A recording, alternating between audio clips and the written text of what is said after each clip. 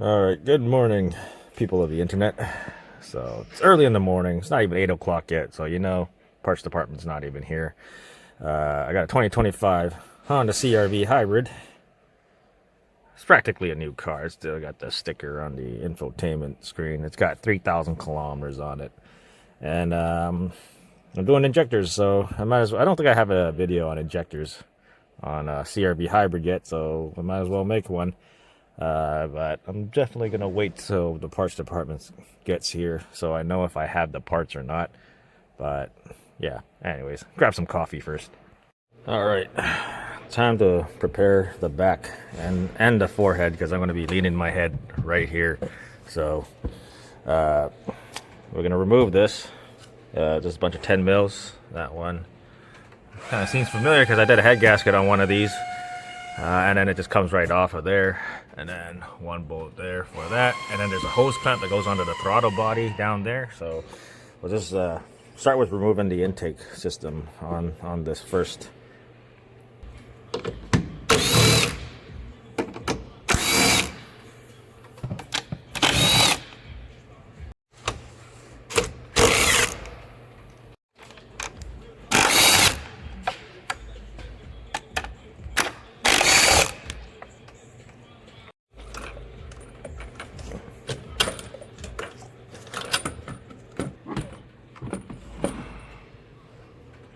Disconnect your mass airflow sensor.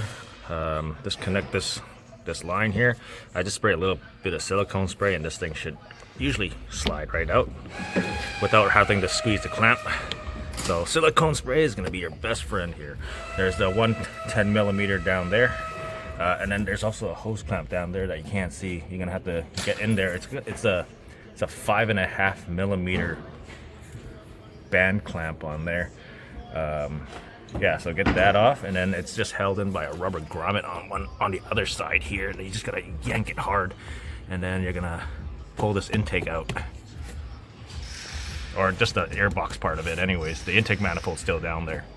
So I don't know if you can see it. It's like right there. So get your 5.5 millimeter socket. If I can see it while I'm holding you guys there, yeah, and ratchet it off. I don't know why they use 5.5. Why don't I just use a 10 mil? Okay.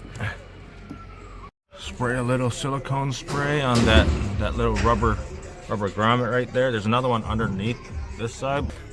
Everything helps. Help get you this airbox out. You just gotta pull hard. You might be able to see it. It's like right there. Okay, so to get this airbox out, you see how I got it angled. You gotta kind of take this out of the way, and then you're gonna, so from here, you gotta pull up and then slide it up through this side for you to be able to pull it out. And that's how you get this airbox out. If you don't, it's pretty difficult to get it through this space. You have to remove the top of the airbox and pull out the filter too. So this is what it looks like with the airbox out. So you got that little rubber grommet I was talking about here. There's your 10 millimeter bolt. There's this doesn't go into anything, and another rubber grommet. And that's what it looks like right there. You just got to remove this guy off the throttle body. And yeah, just put this thing back so I can lean on it. Something soft to lean over with, put my arms on. That way you're not putting your hands on like something hard. And then yeah, we're gonna remove there's another band clamp over here. That's also a 5.5 millimeters, right? And then remove that guy. A bunch of 10 mils on the throttle body, and then we're gonna figure out all this mess of stuff because you got some hard lines on there, like this guy. Yeah, so if you do enough, then it's not too bad. It just puts a toll on your back and your forehead leaning on this thing here. So when you're down here, disconnect the throttle cable. Not the throttle cable, the throttle body connector. It's also clipped right there, so you can just stick it to the side there. A bunch of 10 mils. I cracked them all loose. I'm just gonna run them out. This does have coolant running through the throttle body. That's this hose here, and then the other hose is over here. So all I do is I don't disconnect it so it doesn't leak everywhere, and I just leave the throttle body hanging down at the bottom. The one thing I want to see is this throttle, like usually these, I don't know if it's because like our climate here, or you know, because here in Canada these throttle bodies corrode, and they set throttle body codes. So I don't know. They usually corrode like where the butterfly valve is, and then they set a code because they can't open properly. Okay, let's see. Oh right, there's still that hose. I'll pull that off. It doesn't really matter where you wanna. Up to you. I like to do it from the top. That way I can just spray silicone spray in there, so that way it'll slide off that pipe like that, and then I'll just slide it back on. Let's see. Let's take a look at that throttle body. Is it corroded?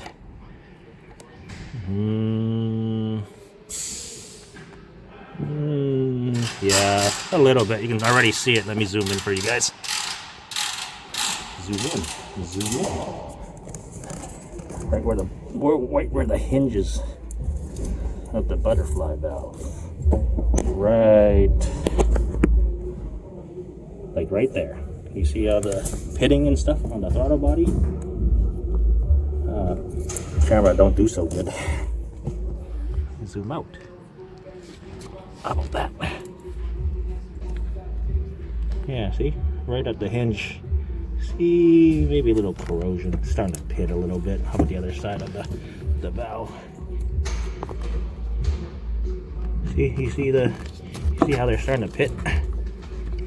You see the corrosion right on the, see? Let me see if I can point it out for you. You can see corrosion. So usually they build up right there. You can see a little corrosion happening here. Right in that corner. Right there. You see my finger? But I've seen them pretty bad, like caked up with corrosion, and then the butterfly valve doesn't really want to open, and then it sets a code.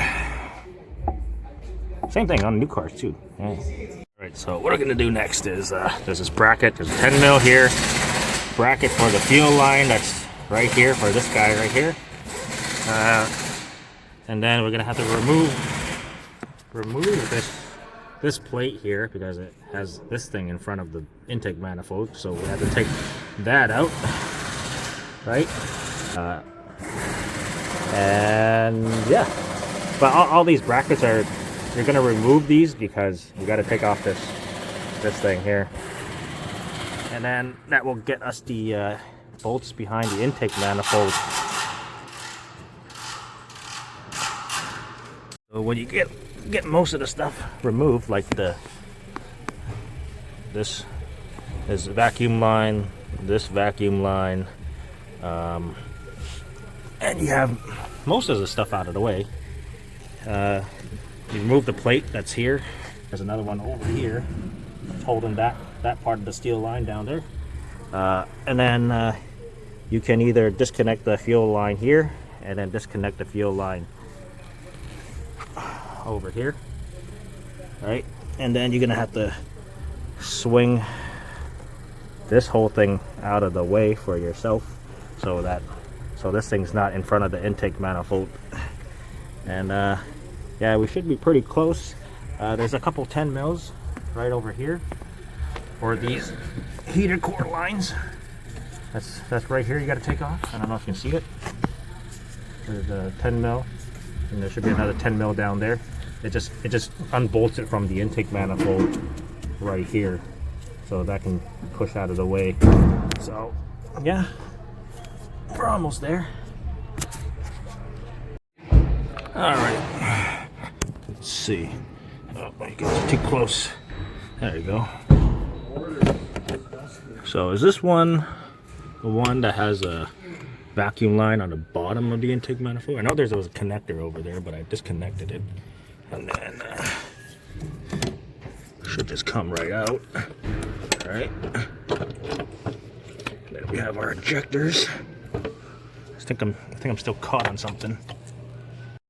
Manifolds out. There was another connector here. I thought it was just this one that's down there, but no, there's another one right there.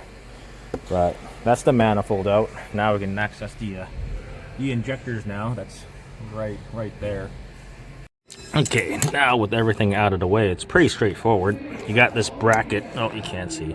There's a 10 mil down there, and then there's 3 10 mils. There's one here, one right behind there, and one down there. Get this bracket off, and then you got the one connector for the high pressure fuel rail, or the sniffing too much gasoline here. The fuel rail pressure sensor, that's what that is. And then all the connectors for the injectors that are underneath. So yeah, brackets removed. Disconnected the pressure sensor. We're gonna remove the high pressure line. I don't know how I'm gonna get this angled here, but you guys are pretty close. So here's the this guy, and then behind you're gonna have to remove this little felt thing that's clipped on this guy, and then there's a 10 mil holding it over here.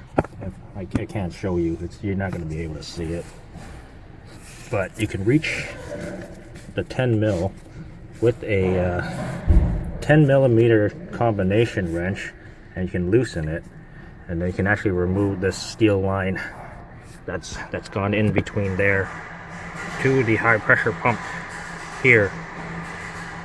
So just a correction, ratchet with a flex head on it, and then a 10 mil to get that high pressure fuel line bracket off. So 17 mil. We're gonna crack this line. It's gonna squirt a little bit. And then we're gonna crack this line down over here. I can't.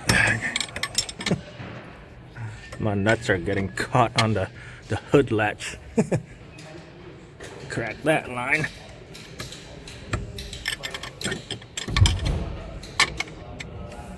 And then you gotta get the 10 mil with a small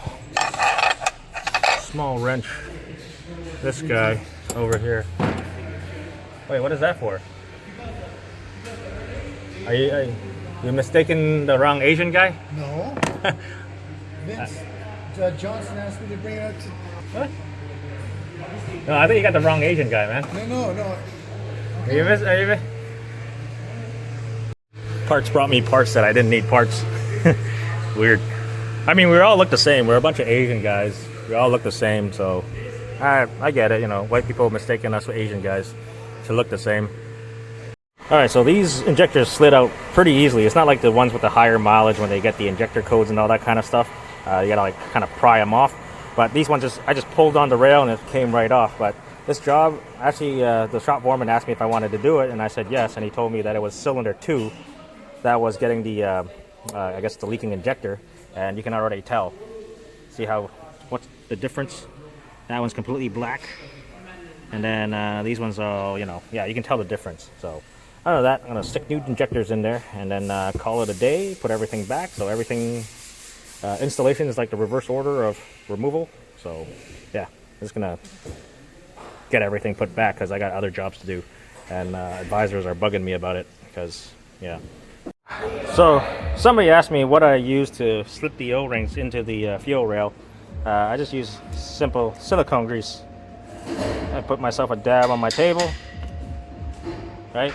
And then I just use that to lubricate the O-rings and push them into the rail, if you're all wondering. Somebody did ask me in the comments. Oh yeah, and Marvin says, well, Marvin uses Vaseline. I just use silicone grease. You have some trauma? What kind of trauma? This Vaseline. Okay. So when you put in back the injectors. You gotta run them in slowly, a little bit at a time, so they don't yeah, so just run them in slowly. You see it move a little bit, stop,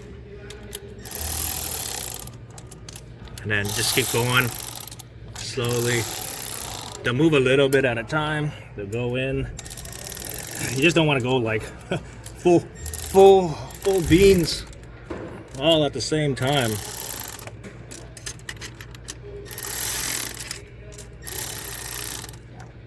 But yeah, you just keep doing that until they're all completely all seated down.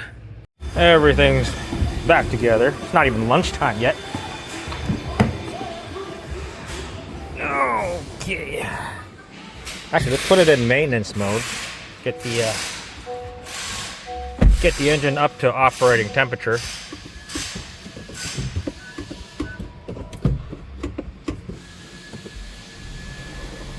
Ooh, shaky.